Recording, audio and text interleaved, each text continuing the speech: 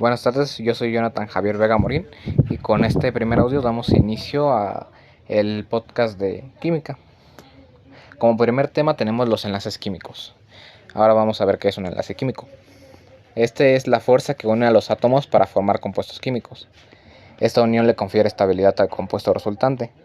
La energía necesaria para romper un enlace químico se puede denominar como energía de enlace.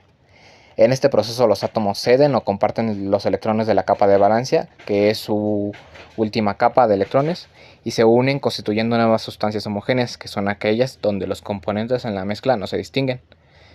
Son inseparables a través de mecanismos físicos como el filtrado o el tamizado. Esto puede ocurrir sometiendo a los compuestos químicos a altas temperaturas, aplicando electricidad o propiciando reacciones químicas con otros compuestos. Todo esto es para lograr separar estos compuestos homogéneos. Por ejemplo, si aplicamos electricidad al agua, es posible separar las uniones químicas entre el hidrógeno y el oxígeno que lo conforman, ya que el agua está conformada por dos átomos de hidrógeno y uno de oxígeno, H2O. Este proceso se denomina electrólisis. Ahora vamos a ver los tipos de enlaces químicos. En estos tenemos tres tipos.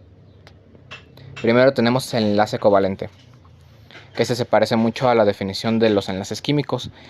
Se llama enlace covalente a un tipo de enlace químico que ocurre cuando dos átomos se enlazan para formar una molécula, compartiendo electrones pertenecientes a su capa de valencia o a su último nivel de energía.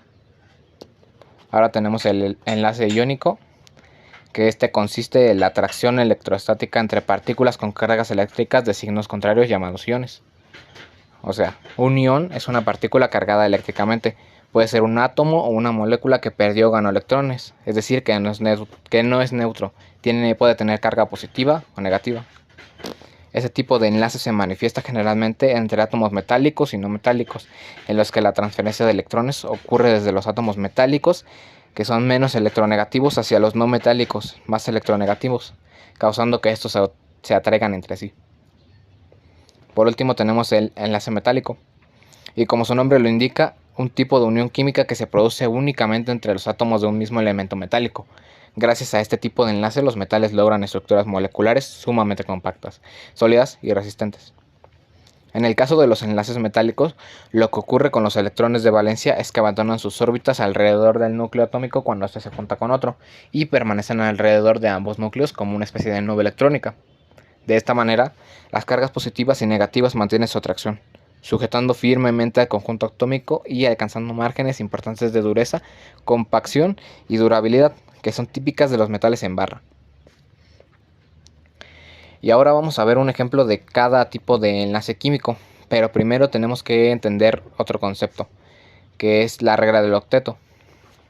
Los átomos tienden a formar enlaces químicos porque cuando se unen a otros átomos alcanzan una situación más estable, es decir, lo que le supone un consumo de energía menor.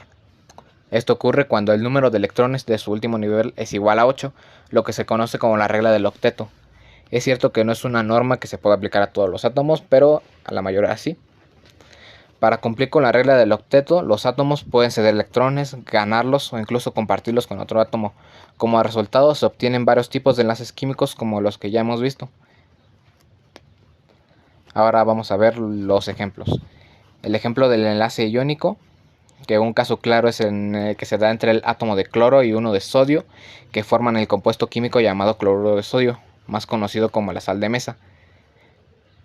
El sodio solo tiene un electrón mientras que el cloro tiene 7 electrones, por lo tanto para crear un enlace iónico, el sodio entrega su único electrón al cloro, satisfaciendo así la regla del octeto. Tenemos un ejemplo del enlace covalente, donde el agua es una molécula formada por los dos átomos de hidrógeno y uno de oxígeno, que da lugar al compuesto químico H2O. En este caso se forma un enlace covalente porque cada átomo de hidrógeno comparte un electrón con el átomo de oxígeno, y a su vez este último comparte un electrón con cada uno de los átomos de hidrógeno, lo que lo hace mucho más estable. Y por último tenemos el ejemplo del enlace metálico. Un átomo de hierro es simplemente un átomo, pero cuando se une con otros átomos del mismo elemento lo hace formando la red de átomos envueltos por electrones de los que hemos hablado, es decir, un enlace metálico.